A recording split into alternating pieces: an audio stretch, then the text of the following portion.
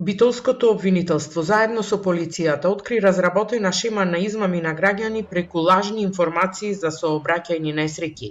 Во последните неколку месеци на подрачјето на Битола измамени се повеќе од 10 граѓани, од кои биле извлечени над 60.000 евра, но и други вредни предмети. Досега обвинителството поднесе обвинение против 4 лица кои се гонат како соизвршители во измамите и директно ги преземале парите од измамените граѓани. Бројот на вакви случаи значително се зголеми во февруари, кога беа пријавени 6 вакви измами. Во сите предмети начинот на извршување е сличен. Оштетени се најчесто повозрасни лица кои добиваат телефонски повик дека нивен близок е тешко повреден во сообраќајна несреќа и дека итно се потребни пари за операција. Во други случаи им се кажува дека нивен близок предизвикал сообраќајна несреќа со тешки последици и дека парите се потребни за да се избегне затворска казна.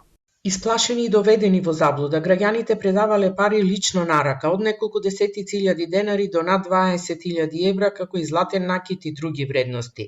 Парите ги предавале на различни локации во Битола на лица ангажирани преку огласи на Facebook.